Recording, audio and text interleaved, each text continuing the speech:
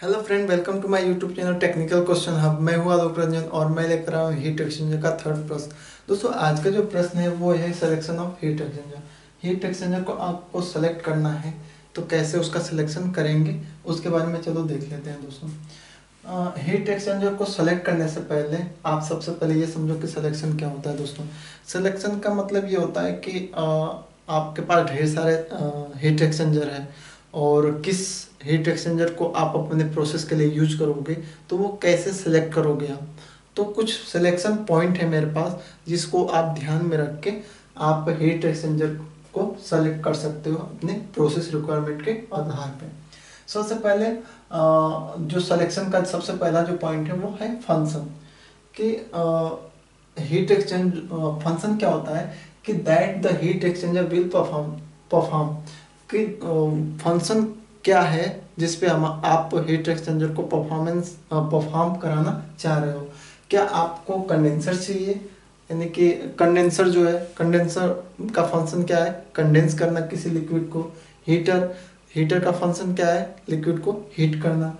Cooler cooler का जो function क्या है वो किसी भी फ्लूइड को कूल करना। चिलर किसी भी फ्लूइड को चिल कोल्ड करना। इवापोरेटर किसी भी फ्लूइड को इवापोरेट कराना। वेपोराइजर इसका फंक्शन क्या है दोस्तों, किसी भी फ्लूइड को वेपोराइज कराना। रिबॉइलर अधिकतर हमारा डिस्टिलेशन कॉलम के बॉटम प्रोडक्ट में लगा होता है जो रिबॉइल का काम करता है।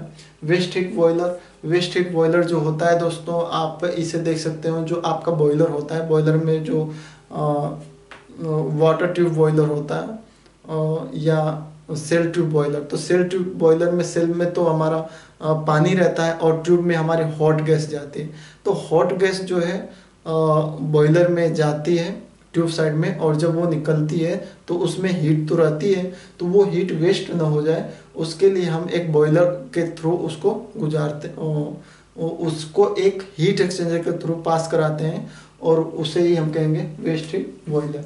तो वो एयर की जो हीट है, जो एक्स्ट्रा जो है एयर की या जो ड्राई जो आपके फ्लू गैस जिसे कहते हैं, फ्लू गैस की जो हीट है उसे वो रिकवर कर लेगी। ये तो हमारा फंक्शन हो गया कि सबसे पहले हम फंक्शन देखेंगे कि क्या हमें फंक्शन कराना है, उसके आधार पे हीट एक्सचेंजर का सिलेक्शन करेंगे।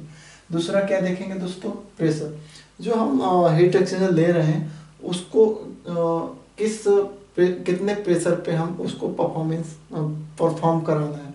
हाई प्रेशर पे, लो प्रेशर पे या वेरी लो जिसे वैक्यूम कहते हैं। तो उसके दूसरा हमारा हो गया प्रेशर। तीसरा अप्रोच टेम्परेचर।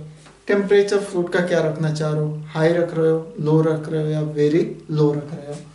मैक्सिमम मिनिमम वो हमारा हो गया। फ्लूइड फ्लो कैपेसिटी, आपकी जो हीट एक्सचेंजर में फ्लूइड का फ्लो कितना देना चाह रहे हो, 10 MQ per hour, 50 MQ per hour, 60 MQ per hour, ये हो सकता है हाई हाई फ्लो या लो फ्लो। नेक्स्ट है हमारा नेचर ऑफ फ्लूइड। ये बहुत ही इंपॉर्टेंट है किसी भी हीट एक्सचेंजर को सेलेक्ट करने के लिए। क्या आप क्लियर फ्लूइड का यूज करोगे, विस्कस का करोगे, टॉक्सिक का करोगे, एसिडिक का करोगे या बेसिक का करोगे या कोरोजिव का करोगे या हॉट फ्लूइड का करोगे, कोल्ड फ्लूइड का करोगे या फ्लेमेबल का करोगे या सस्पेंडेड सॉलिड, किस टाइप का लिक्विड आप हीट एक्सचेंज में इन्वॉल्व करना चाह रहे हो। जैसे दोस्तों, अगर मैं कोरोजिव की बात करूं तो कोरोजिव लिक्विड यहाँ पे हैंडल होगा, हीट ट्रांसफर होगा कोरोजिव लिक्विड में। तो वहाँ पे आप ग्रेफाइट टाइप का जो है हीट एक्सचेंजर यूज करोगे, उसमें ग्रेफाइट के ब्लॉक बने होते हैं, तो कोरोजिव के लिए ग्रेफाइट टाइप का। अगर आप इसके अलावा जो है क्लियर क्लियर अगर आप आपके पास लिक्विड है तो सेल एंड ट्यूब टाइप का ले सकते हो।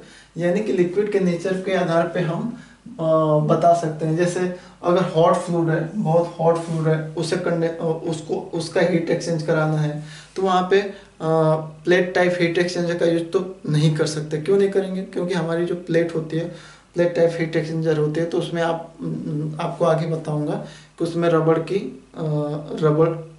एक होता है, रबड़ की लाइनिंग कह लो आप। तो वो जो होती है रबड़ जो है हॉट फ्लूइड के लिए डिजाइन नहीं है, जितना हॉट टेम्परेचर होगा वो तुरंत जल जाएगा, बर्न कर जाएगा। तो इसलिए हमें नेचर ऑफ लिक्विड भी बहुत ज़रूरी है किसी भी हीट एक्सचेंजर को सेलेक्ट करने के लिए।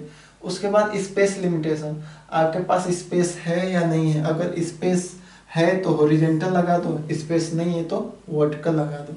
नेक्स्ट है मेंटेनेंस रिक्वायरमेंट। मेंटेनेंस रिक्वायरमेंट क्या है, क्या आप उस हीट एक्सचेंजर को फील्ड में ही अटेंड करा सकते हो, या उसे उसको अगर ख़राब हो या कोई भी प्रॉब्लम हो तो उसे मेंटेनेंस में ले जाओगे, मेंटेनेंस डिपार्टमेंट में ले जाओगे।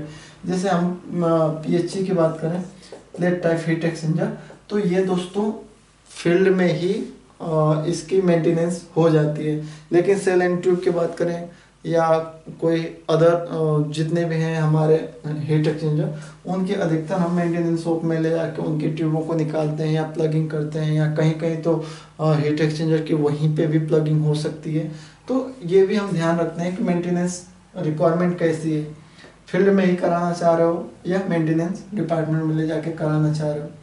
नेक्स्ट है हमारा हीट लोड। हीट लोड को हमने BTU पर हावर से डिनोट किया कि हीट लोड क्या रखना चाह रहे हो, तो इस पर भी हमारा ये भी एक फैक्टर है जो सिलेक्शन ऑफ हीट एक्सचेंजर को डिनोट करता है। वेट, वेट दोस्तों हमेशा हीट एक्सचेंजर का जो है वेट सेलेक्ट करने से पहले ये कहाँ पे ध्यान देखा जाता है, जब हम हीट एक्सचेंजर को सपोज करो कि ज़मीन से ऊपर रख रहे हैं, 3rd floor, 4th floor, 5th floor shift अगर करना है, तो वहाँ पे हीट एक्सचेंज का लोड भी देखते हैं कि कम लोड है या ज़्यादा।